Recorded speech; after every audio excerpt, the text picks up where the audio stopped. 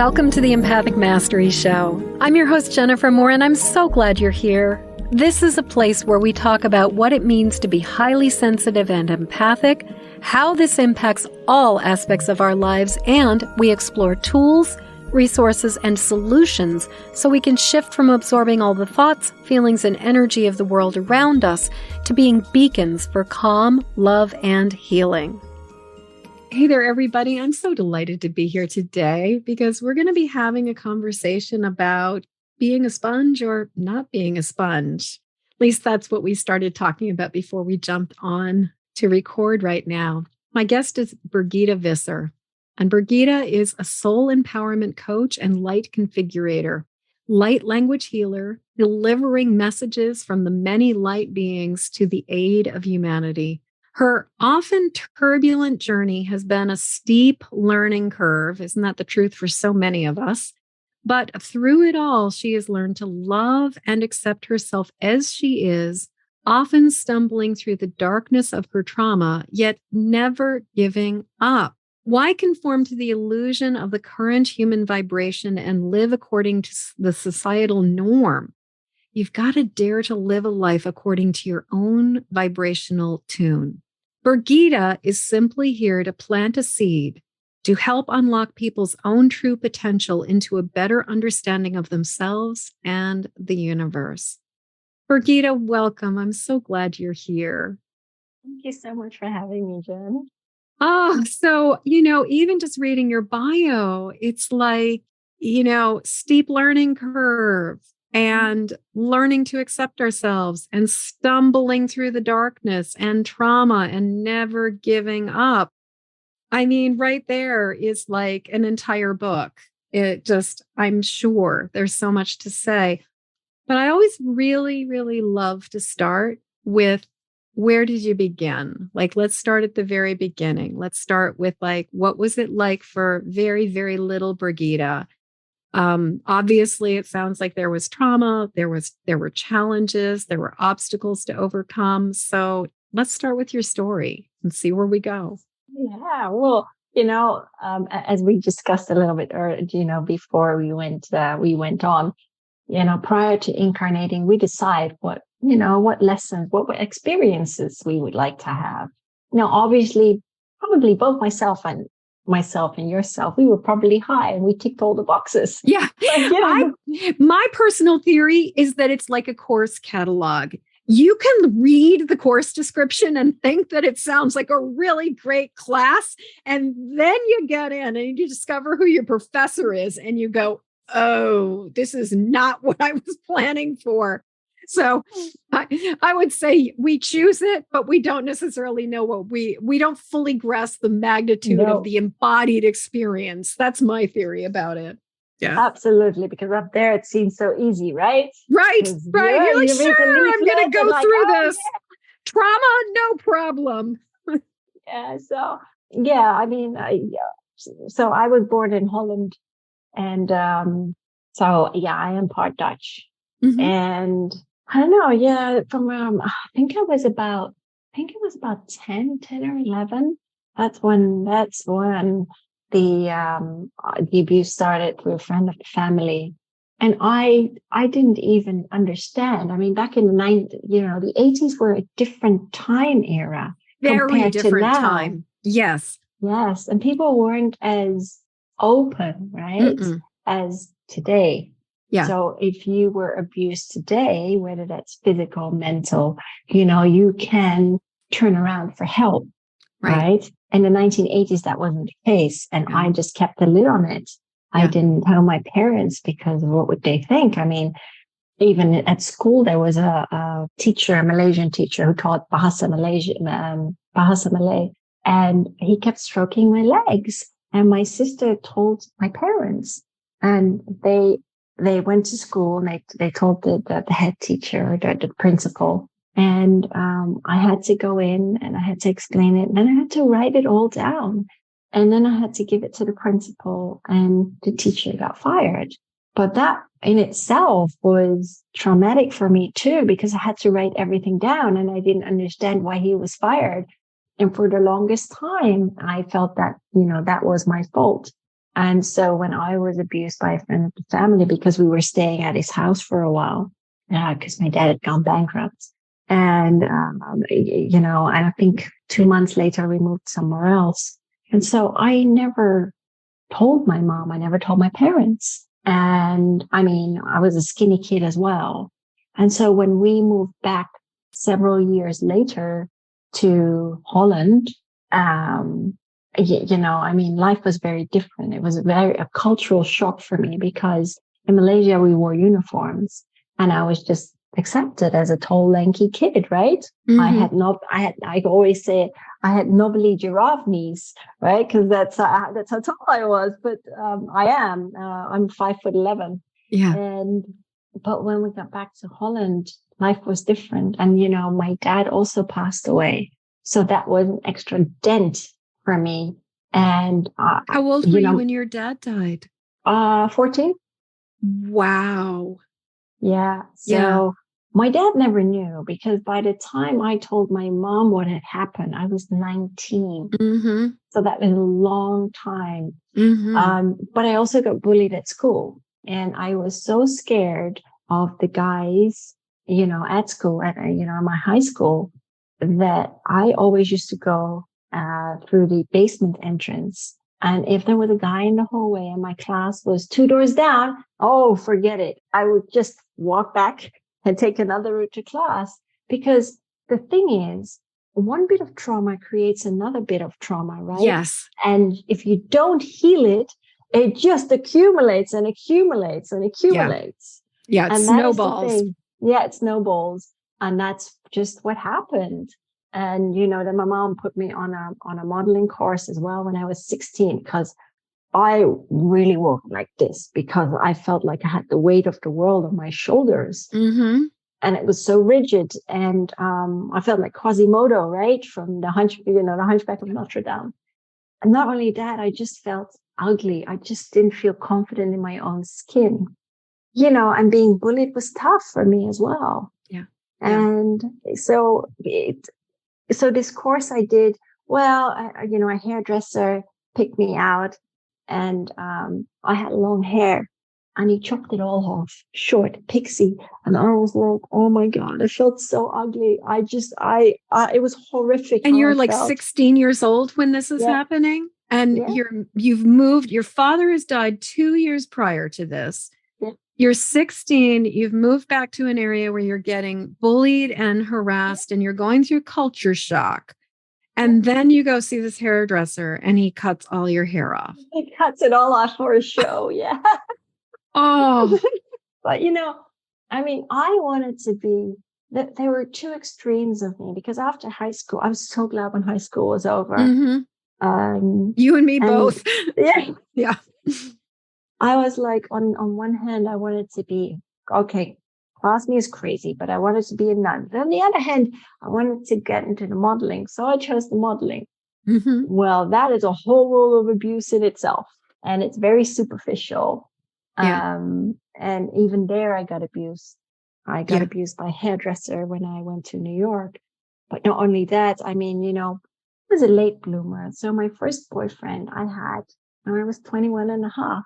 Mm. I didn't know anything about guys, Jen, nothing, kids frolic around, so to speak, but those days were different back then. Yeah. And I didn't even understand them.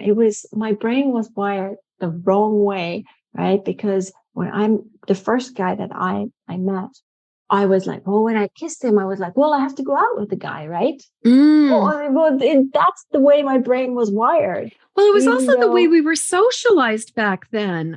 You're talking, I'm imagining you're talking what, like early 90s at this point, or? Yeah, it was 74, 84, 94. So, 95, 96. Yeah. 95, 96. And it's like, so we're still being like, as females, we're being socialized at this point to be like, he likes me. Like that was all that mattered. It didn't matter if we cared about them. We were just being like, it was so much about, and I can only imagine being in the modeling industry. like, it's all about the male gaze. It's all about like, are we desirable? Are we beautiful? Are we like, does he want me? And so like, would you like, who even taught you to question? Who even taught you to ask, like, do I like him? Am I interested in him? Yeah, but this is the thing, right? Because I didn't heal my trauma. So I rolled from one toxic relationship into the other, and I didn't have many. And I was like, oh, spirit, we're having a ball up there, because they're like, oh, is Brigitta going to learn from this one? No, let's present her another one. Oh, a worst case scenario. Oh, well, no. And then, after, I think in 2009, I really started to learn. Yeah, it was one of these things where I was thrown into drug abuse, so to speak. I mean, when my stepdad died in 2000, I could say I had the wrong kind of friends, but they weren't the wrong kind of friends, because, I had to take responsibility for my life. So, I mean, I used drugs for about 3 months, E and cocaine. And yes, I could have killed myself one night because I took quite a few E's, and I suffered memory loss. And, but it's when my stepdad died, I had to be there for my mom. And prior to that, because he passed away of cancer, I went there every weekend to help her out, because that's just what you do. Right. And, when he crossed over, it was like everyone always wanted me to be happy. Right. Because Birgitta is always happy and she's always smiley. And so it wasn't really something that, when my stepdad passed away, it wasn't really talked about. It was like 2 minutes, and then it was like, okay, we done. And that was just the way it was. And so I used to keep a lot to myself. Yeah. Yeah. Yeah. Well, and you were speaking about, and in your being highly sensitive empath, in terms of the experience of being a sponge, the experience of taking it all on, of meeting other people's needs. And I'm imagining like how much of all the things you found yourself in were also about like the idea that it was your obligation or your job or your responsibility to meet those other people's needs. And I find as an empath too, that not only do we come up against the social pressure to do certain things, but then we also feel the desire body and the will body of other people who want us to do certain things. And sometimes it can be really hard to distinguish, like, what's my desire and what's that other person's desire. And so I think we can get lost in it and then kind of be like, oh, I don't really want to be doing this. I also just want to acknowledge like 2 father figures dying before the age of 21. Yeah. That's really significant. Yeah, it was. When my dad passed away in 1988, that's the first time I had a headache. I already knew prior that he was going to cross over, because I told my mom, I kept telling her, he's left a letter behind. He's left a letter behind. And he did. In it, because he refused to take his medication, his heart medication. He had coronary heart disease.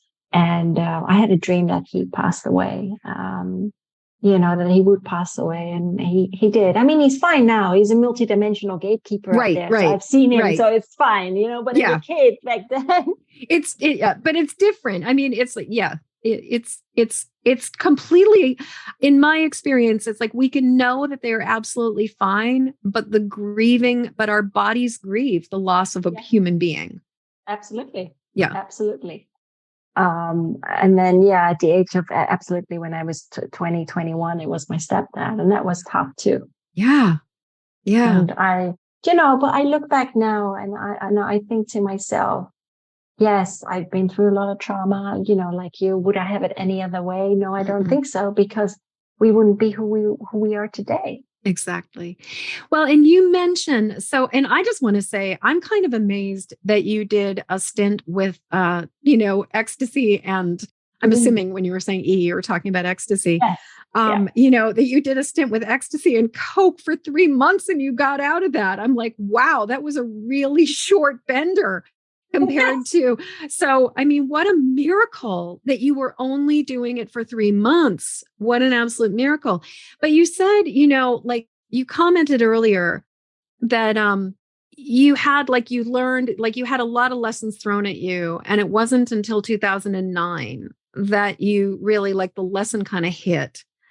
And so I know we're kind of jumping forward from the death of your stepdad, but I'm curious, what was it? Did you hit bottom? Did you what was it that made you go, this is no longer working for me. I have to do something different. Well, it was a very extreme case. I mean, all my life I've moved around. I've probably moved around more times than my age. Mm-hmm.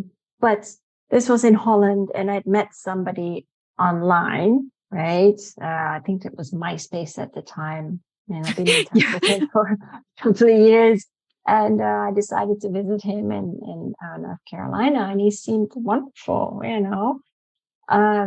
I just didn't know he was a crack addict. So you're in Holland, he's in North Carolina, and you go. And then he came to live with me, but silly me, I paid for his ticket because I had a really good job. Mm-hmm. That's the one thing about me. It doesn't matter where you put me in the world, I will always find work. But I had a really good job, working for Shell at the time. And so he came, and I've always had these people where it's very hard for them to find their feet, or, I was such a broken bird and I was trying to fix another broken bird. Mm-hmm, it's mm-hmm. Broken bird seeks another broken bird, mm-hmm. and they're trying to fix one another, and that's not going to work because you really need to fix yourself. Yes. Yeah. And so when he came, he got into trouble. It was all right for maybe a month or two. Then he got into trouble because I had to work and I had to look for jobs for him. And this is one of the things I've always done. I've always looked for jobs for others, right? Mm-hmm. Because for me, it's so easy. Yes. And that was wrong of me because you enable someone, right? Right. Because people need to find their own way. It's their journey. You can't walk the journey for them because then you are stumping their growth.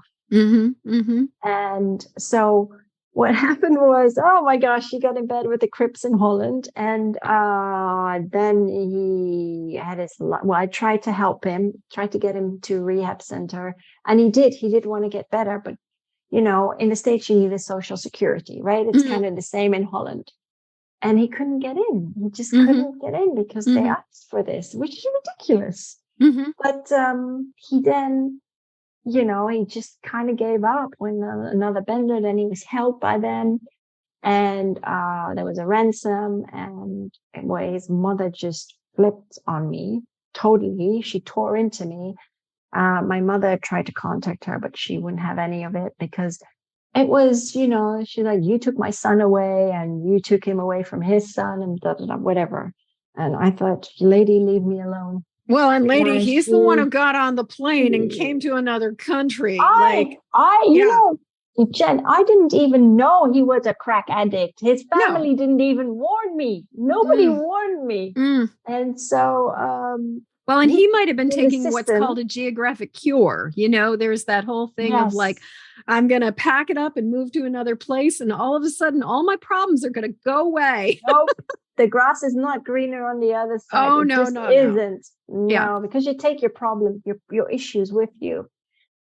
So I helped him. I did help the police. And my mom got me out of Holland in the space of several days because it was horrific. I mean, I'd never seen crack hands before. Yeah. Oh my goodness. And I thought he was just going to die. But, so my mom took me out, and then when the guy from the Crips is on trial right now, or maybe he is behind bars for sure. But it's just that I had my life threatened. He had his life threatened. after I'd helped the police and he was deported back to the States, for the longest time, I didn't go back to the Netherlands. And like I said, I went back last week, but it was for business, for my work. And it was a different town. But it was amazing. Was that one of the first times you'd been back to the Netherlands? That was the first time since, that was the first time. I just got chills. It did a real number on me at the time. Yeah. And this guy had a long rep sheet in Holland. And it was one of the biggest cases, actually, that only went to trial. We're in 2022. I think it went in 2021.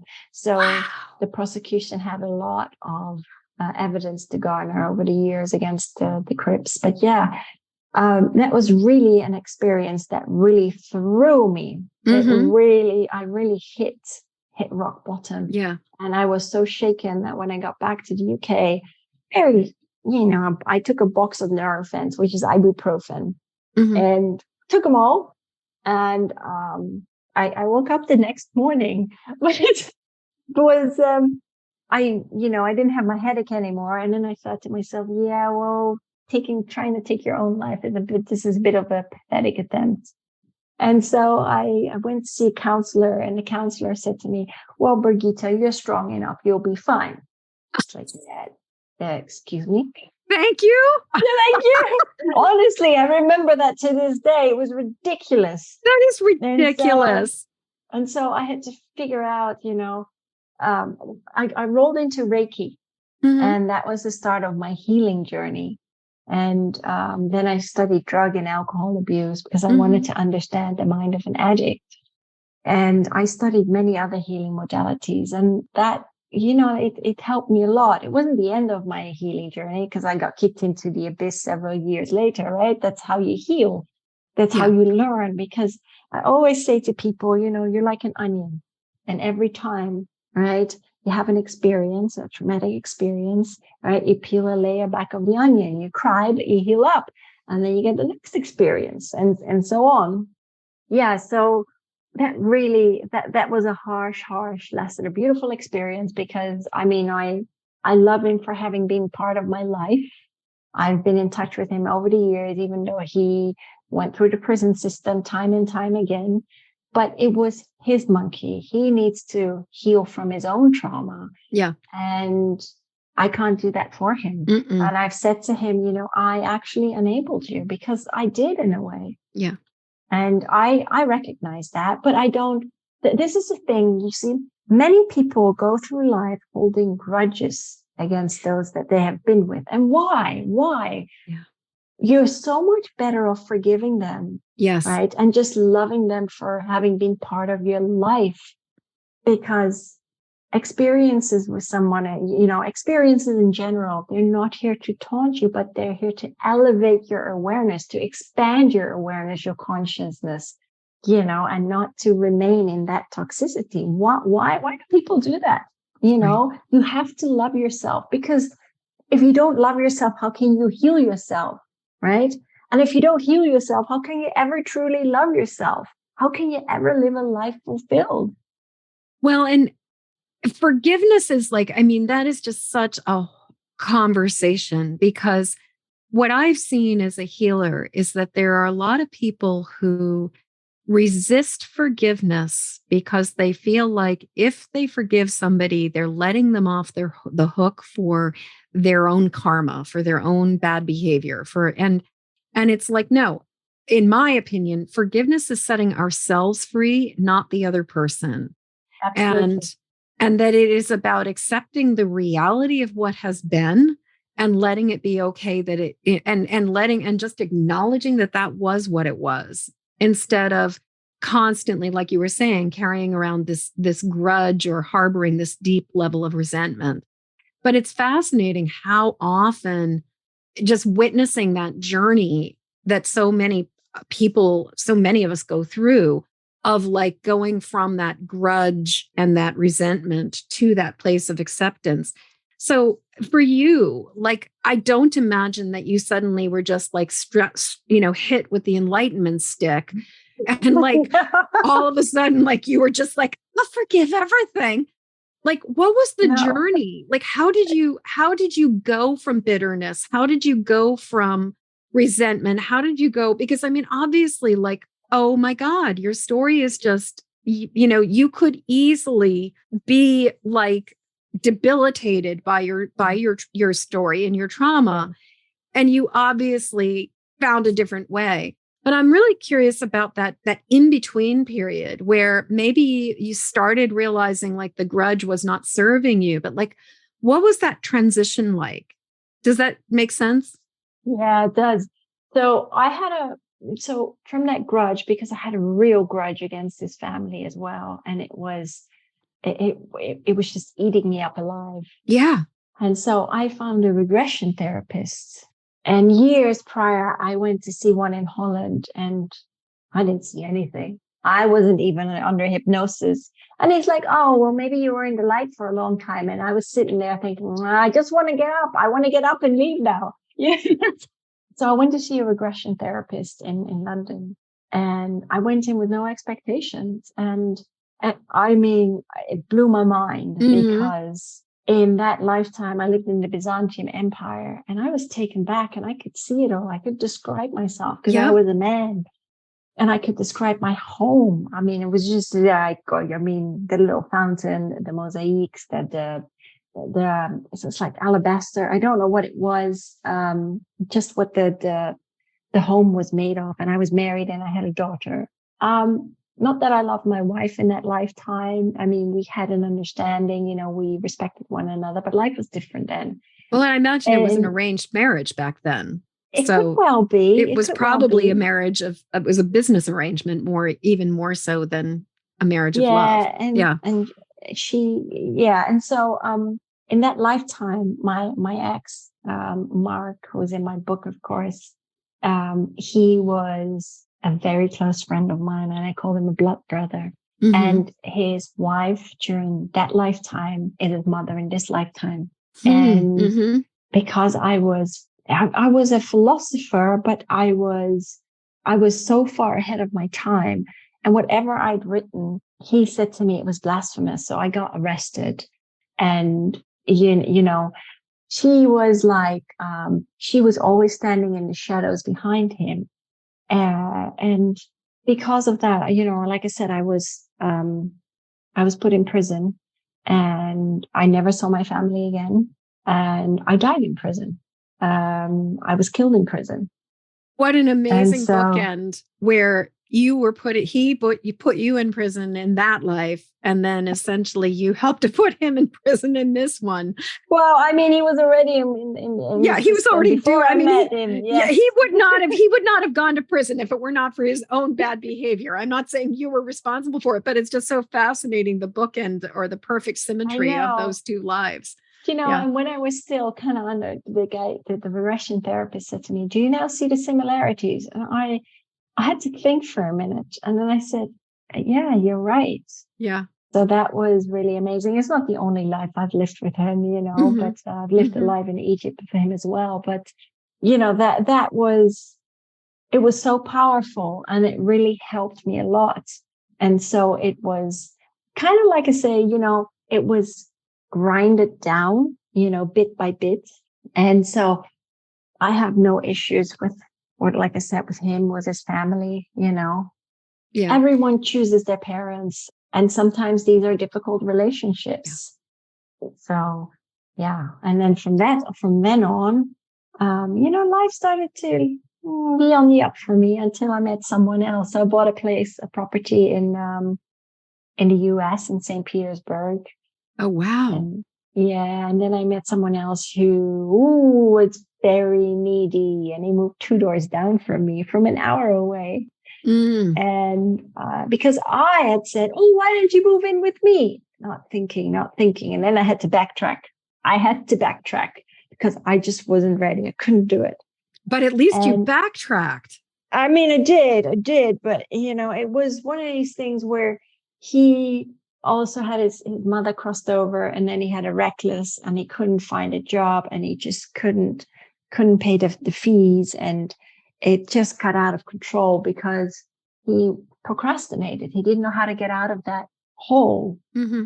And my fault actually was that I enabled him because I paid some of his bills. I got him food. I was looking for jobs for him, and let's face it, it wasn't exactly legal.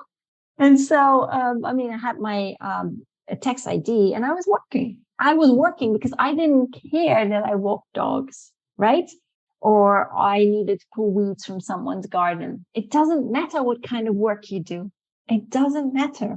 Yeah. And then I was nannying as well. So I was always busy. I was always on the go. And he just couldn't sort it out. And he had the keys to my place, wouldn't return them. It got so bad that I was often on the floor crying in the dark. And I actually sold my home. I sold my home to get away from him. Wow. Then I bought another home and I wasn't really happy there. And, but it was for me because I felt like such a failure, right? Mm-hmm. Because I was like, yeah, I bought that home and I wasn't really happy there. I mean, I was happy there, but because he was around the corner and he was always checking in on me, like, what are you doing? Where are you going? And, so I moved and I bought another property. Then I got ripped off by the builders and the house was a bit of a money pit. That happened. And then it was still bad because he still came around there because it was my own fault because I offered him work. And I said, well, if you want to work on my house, then I'll pay you. Well, I paid another builder more and that didn't sit so well.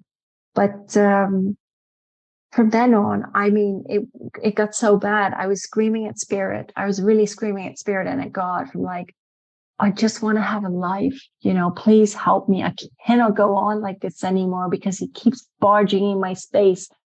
And I would really just absorb his energies, and this is the problem with me. Like when we're talking about empaths, I would absorb people's energies and they all around me and people would feel great, and I'd feel like shit because I just absorbed them. And that's why I say, I used to be a SpongeBob. Right. And, so, but I never knew that for many, many years.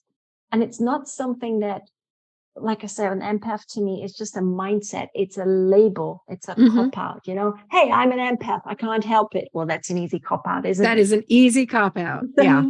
Yeah. I personally look at it as if you are an empath, then it's your responsibility to do something about it. Like it's not a cop out. It's more of a response. It's from my perspective, it's a responsibility, not a cop out. And it is. Yeah. It is a responsibility. And as I said to you earlier, like Saint Germain, because I love channeling Saint Germain, he says it's like being given this flavored lollipop, right? And you're refusing to let go because you love it too much. And you become you become addicted to the variety of flavors of that brand called empath. And you say, it's like, I'm an empath and I absorb other people's energies, right? But that's like he says, and like I just said, that's the ultimate cop out because you've got to take that responsibility for how you feel, and hiding behind the influx of the wave of emotions that you have allowed to wash over you. You've got to stop conning yourself. Yeah. And you've got to change that fear-based, illusional thought. You change your subliminal state of mind. That's what it is. And that's why I always say to be a sponge or not to be a sponge. It's ultimately, that's your choice. Yeah. To be a sponge or not to be a sponge. Yeah. And so, but I was a sponge for the longest time and I did absorb people's energies. But the thing is, the difference is I wasn't in that victimhood because I always soldiered on. I had to figure it out. Regardless of how tired I may have been of life and of everyone. I had to keep soldiering on. That is how my mind has always been programmed. Yeah. And I understand that not everyone is like that. Yeah. Yeah. But for me, it was very key to figure life out, right? Because I couldn't remain as I was. And he was a wonderful, wonderful teacher, but I was so down and out. I was just lying on the floor. And when I said to Spirit, I really need help. I can't do this anymore. And so they send me a breadcrumb, right, in the form of my sister. I'm not in touch with her anymore because we are two opposites, two peas in a pod. But she's a beautiful reflection. She really has been a beautiful reflection. But so I did Kambo. Kambo is the shamanic. I call it the frog cleanse. So where you have points burnt off in the top of your skin, either your arm or your leg, and you get the poison from the monkey tree frog, right? That's in the Amazon forest. You get the poison put on the 4 points. And what happens then is you puke your guts out. Yeah. You puke your guts out. And, it comes out both ways. So I had to run to the toilets. And I'm glad I took clean underwear with me because, my gosh. But, the shamans, they're used to it. But it was so physical. Yes. So physical. And my ego was fighting so much. It's like, trying to regain that control. Because you're so used to living a certain way, that when you deprogram yourself, so to speak, it's tough. And it took 4 hours the first time round. And I was, whoa. And then I did it 2 more times and then it was easier, but from that point on, I said, you know what, I'm going to change my life. And I had so much clarity because everything had just come out. It's like, your insides have been through the car wash, right? And your mind as well. And so I made a bucket list of all the things that I wanted to do. I did skydiving because I had a fear of I had a fear of heights. So I thought, I'm going to jump out of a plane. And I did. And then I started running for charity because I promised my stepdad back in 2000, I'm going to run for charity. That remained a figment of my imagination for like 16 years or so. But then I did it. I started running 5Ks and I think I did a 10K. So I did that. And then Spirit kicked me out of the house one day and they told me to go to this fair at Unity Church, First Unity in St. Pete. And so I was like, no, I don't want to go. Oh, well, you're going. So I did. And that's where I met my former mentor, Alana Starhawk. And she does Akashic record healings. And that was so powerful because I didn't understand why, my ex, who didn't think he was my ex, wouldn't leave me alone. Right. And so that had to do with a past life where he poisoned me and I died. It was one of the reasons. And sometimes when you meet someone, there are aches and pains or stuff that comes to the surface, right? So I had something wrong with my stomach and I couldn't figure it out. I couldn't eat. I couldn't even have a cup of tea. And I had to figure out what was wrong. I had to figure out what to eat. And so mangoes did help me, but I lost an incredible amount of weight. I was literally skin over bones. And at 5'11", you don't like that's going to affect you. I'm 5'3/4 inches. And so I like my body, I'm just thinking because of your height, that probably really affected you very, very strongly. It did. I looked horrific. I didn't even like myself. In fact, I hated, but it's so funny because for so many, many years, I hated myself and the way I looked, right? And yet you were in modeling. In the mirror. Yes, but it doesn't matter. I looked in the mirror and I just saw this. I just want to hold that out because I think our culture has this idea that if a woman is, beautiful enough to be a model, that somehow she's going to have this sense of self that is different than ours. And yet I've yet to meet a woman who doesn't scrutinize. Some of the most absolutely gobsmackingly beautiful women I've ever met still don't see their beauty.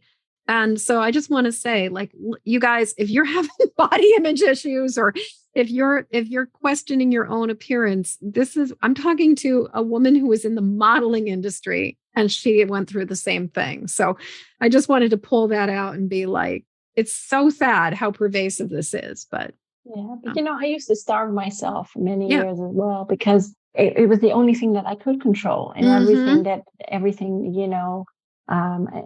around me. And the Yeah. other thing that like I said, I could find work anywhere I went. Yeah. And so, but yeah, when I walked through the Akashic record halls with her, I was gobsmacked. She had no idea that I suffered stomach issues. So when she brought that up, and this was in the Middle Ages, so it was quite interesting. And I could see myself, I was a woman in that lifetime, and I don't know what I did, because I can see myself. I was opening up little drawers in my home, which was like a study. But he had this, my ex had this intricate knowledge of herbs. And so he poisoned me. And he poisoned me over a period of time, saying that he was, helping to cure me. But all he wanted was to climb the societal ladder. That was it. And he took all my money. And by the time that I was found, it was too late to save me. But I mean, I love him for having been in my life. I do. I still sometimes, email him. But and he's doing so well for himself now. But I needed to let him hit that rock bottom. Yes. It was one of these things where his place was being tented, and I had to pay. Oh yeah, when he moved, I had to pay the deposit. And then when there were termites, it was tented, and I had to pay for the hotel. And then it was when he came out, his place hadn't been. The tent was still out, and so he came to mine. And by that time, I lost it. I totally lost it. I was weaving through traffic like a maniac. I don't even understand to this day how a cop didn't stop me, because I really jumped lights. But I was at the end. And that's actually when I did the combo, and, I walked through Akashic Records healing, and then I started to channel. I learned that through a workshop. And so I'm one of these people, I'll easily admit that I'm a bit of a loner. I like to keep my own, I like my solitude. I like my space. Yeah. You and I were talking about that earlier too, about just really giving yourself permission to claim that space. Yes, because we don't always do that. No, because, we don't. People always, it's one of these things. I mean, I love my own company now. I really do. But there was a time when I was a doormat, when people would just come to me, and I just had to help every Tom, Dick, and Harry out. And that's not the way it should work. People need to learn to help themselves. Yeah. And is it selfish? No. But then we come to another key ingredient of life, that's self-love. Because if you don't love yourself, how can you ever live like a life fulfilled? How do I say that? If you do not release your experiences, you remain your own kink in the cable. And that's why self-love is so important. That's self-love and self-forgiveness, Yeah, absolutely. I want to, I was thinking, like, it clearly you came to understand your sensitivity, your vulnerability to be a sponge. And you came to understand the ways that you had been enabling people, that you were giving too much and people pleasing. And then you started to recognize, like, wait a second, the buck's got to stop here. I've got to do something different. Yeah. I'm wondering what was, like, if you had practical advice for somebody who's in that place of going, I need to stop being the sponge and I need to stop giving so much. What's that initial, how did you pivot that? What did you do to make that different? And it's so funny because I'm getting this song from up there, to remember the song RESPECT, right? It's about learning to respect yourself. Yeah. And people always, so I will say this, right? We talk about responsibility, and it's taking responsibility for your own life, right? It's not about another person or that person or that person. It's about you. And people don't always see. I didn't see it at the time, but I had to learn that too. And people will say, yeah, but no, there is no but, right? You have to take that responsibility. You have to look at yourself.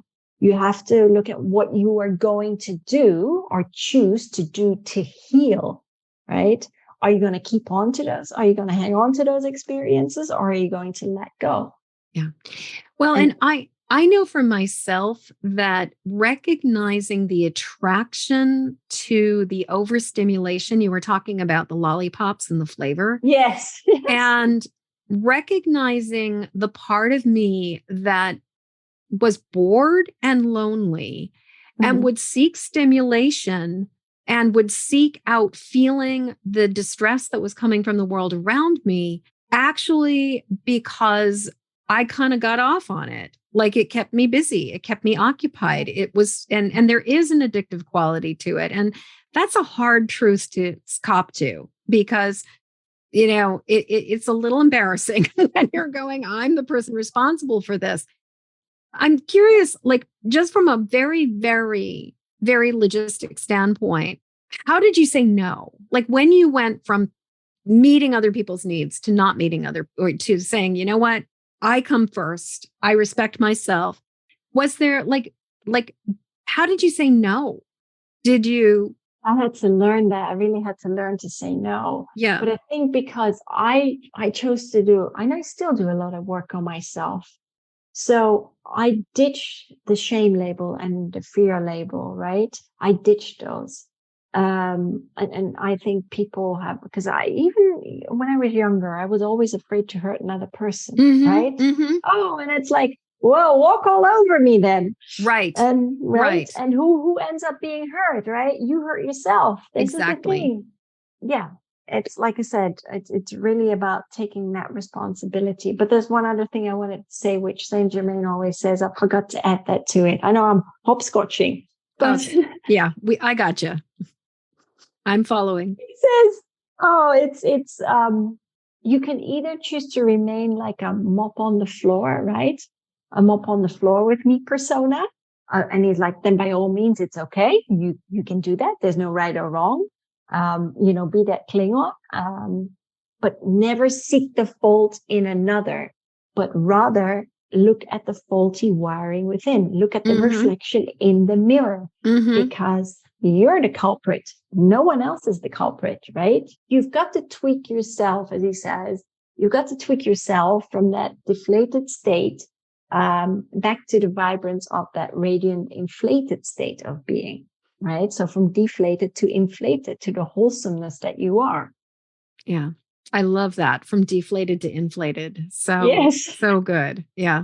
It's like a flat tire, right? Yeah. And you pump the tire back, then it rolls and it rolls on its journey of life. So I can't believe how fast this conversation has gone by. I'm like, we're almost towards the top of the hour. Yeah. And it just like, we've just been zooming the universe here. What does life look like now?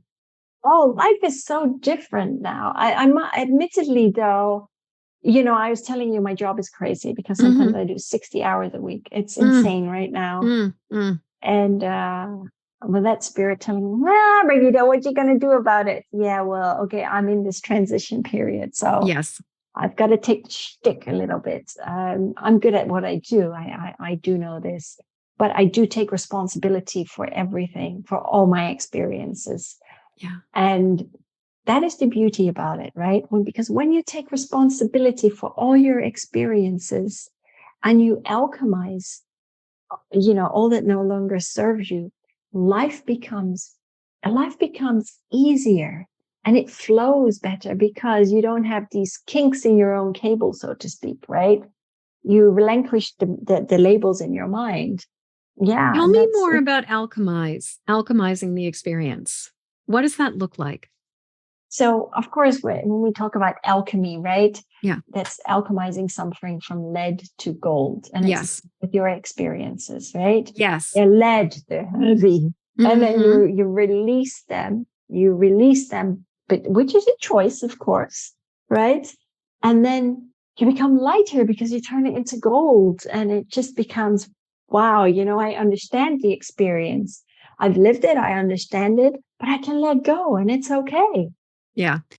Well, and I absolutely, the other thing I've noticed is that when we're locked in the trauma, when our energy body is stuck in the frozen in the memory of trauma, we often are locked in the age we were when it happened, and we are locked in perspective that never goes past the moment of freezing.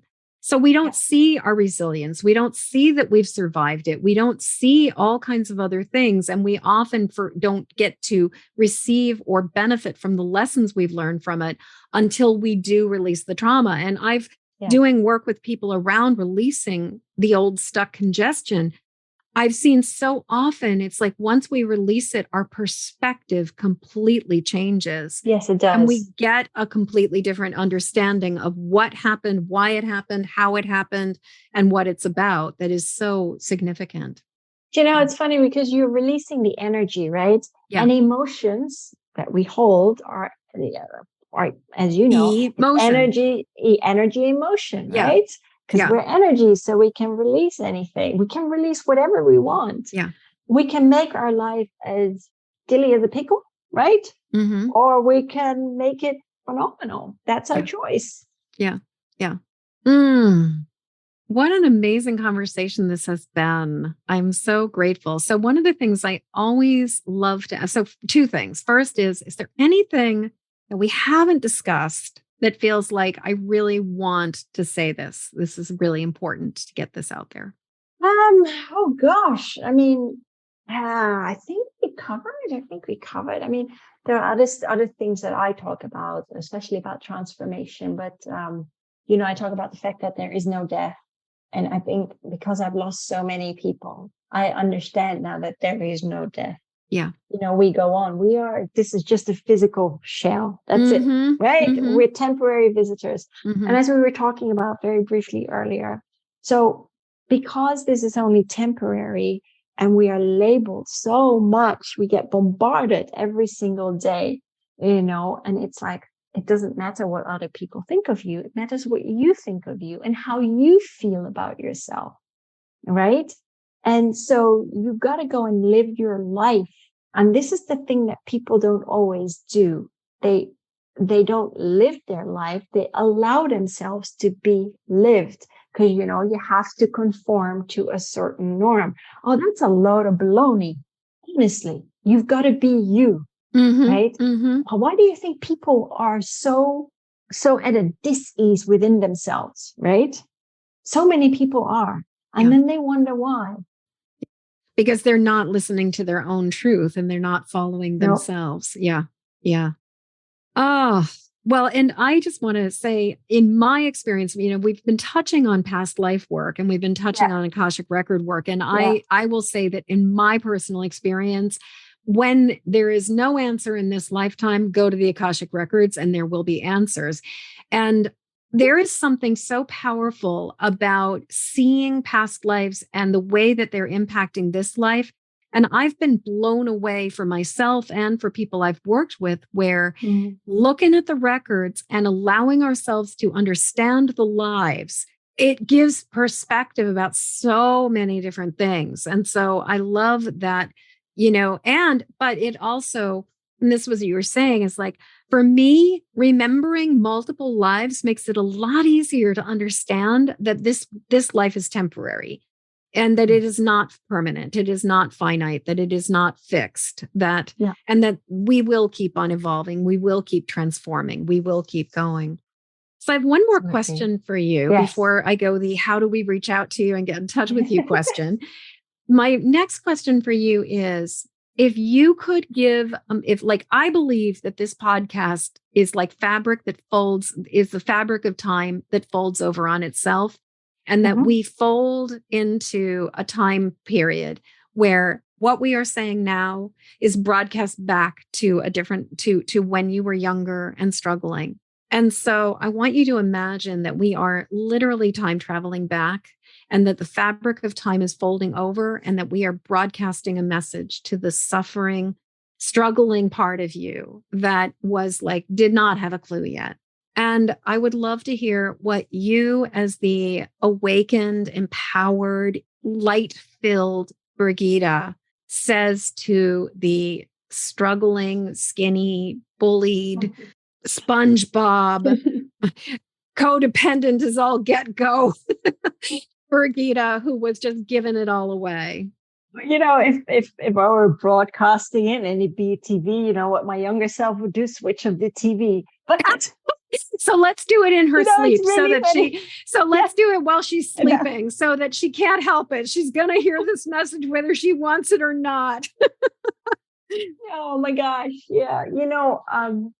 But that's really for everyone, it's we need to return to our authentic nature, and it doesn't matter what you go through in life. It honestly doesn't matter. There is no right or wrong in what you choose to experience. And so, whatever I went through as a kid, whatever other people go through as, when they were younger, it doesn't matter, but you got to hug it out with yourself. You just got to love yourself. Yeah. And, as even when I was younger, just grab a teddy bear or something and just say, you're going to be okay. You're going to be okay. You're going to be okay. Yes. Yeah. So those are because I was like, what words of comfort that Brigitta who's lying on the floor sobbing. Yeah. What does she need to hear? It's funny because even when I was lying on the floor sobbing, I have a dog and I found her on the street, and she's part Basenji and part lab. And she would just get the ball and she'd want to play with me, like, get up, stop sulking. What are you doing to yourself? Right? Because that's just the way she is. Yeah. Yeah. She's right. What am I doing? What was I doing? But that was the only outlet I had. And, like I said, spirit up there, my guides were up like, oh, Brigitta, are you getting it now? Do you understand it now? And so that was amazing. But even when I learned to channel, right, it was such a healing experience for me, that channeling. Mm-hmm. It was amazing. And then it becomes like riding a bike, because I'm very persistent. If I want to do something, I will do it. But it helped me so much. And writing the book helped me so much as well. Writing a book is an amazing way to come to understand things. It really, what a difference it makes. Yeah. Speaking of books, you've written a book. And so let's talk, tell us a little bit about your book. My book is called Becoming Authentically Me, which is written a little bit different, of course, because it's BE-COM-ING. And when the Council of Ra gave it to me, I'm like, what the heck is this? Right? And they're like, yeah, you can, swap the letters around and it becomes being doc. Okay. And they're saying it's being the creation of myself. So everyone creates themselves, right? Every single day we create and express ourselves however we choose to. So that's what it's about. And it's really about returning, life is actually, as Saint Germain always says, is about returning to a love of self and a love for all, so to speak. That's what life is about.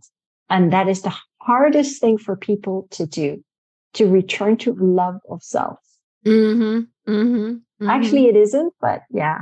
And so I touch on so many subjects in my book. I mean, I talk about my life. I talk about there are exercises in there with Saint Germain on EFT. I talk about depression. I talk about mental health.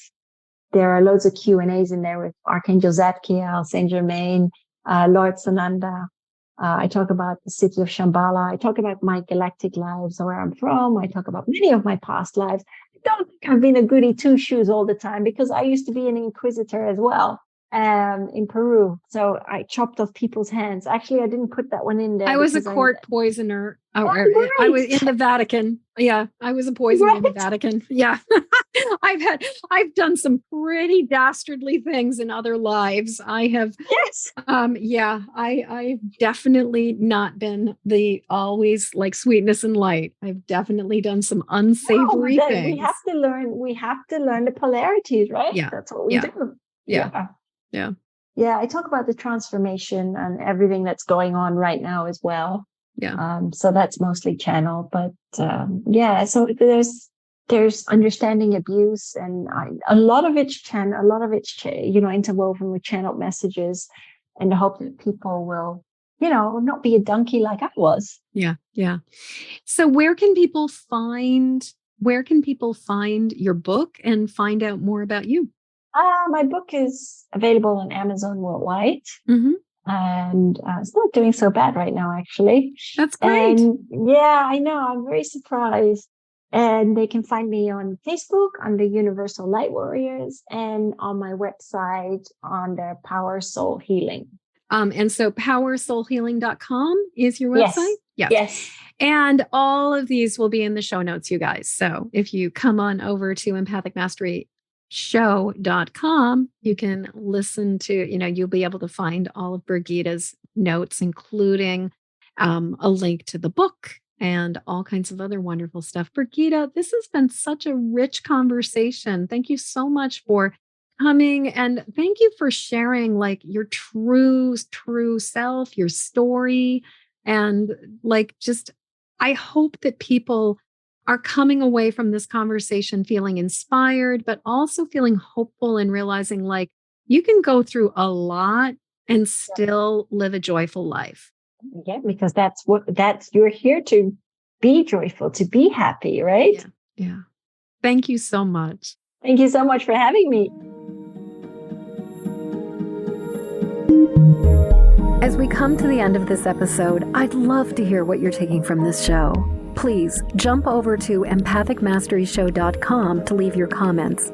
In the show notes, you'll find a link to grab your copy of my Empathic Safety Guide, 3 Basics for Finding Calm in the Eye of the Storm.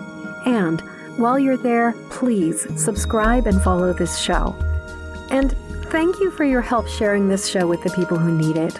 Please help me to spread the word and send this podcast to friends or family members who need support living as highly sensitive empathic people. Then join me again when the next Empathic Mastery Show airs. Okay, one last time. Hop over to empathicmasteryshow.com for your Empathic Safety Guide. And until next show, shine on. We need you and your gifts here on this planet. So please don't judge your empathic rainbow by colorblind standards.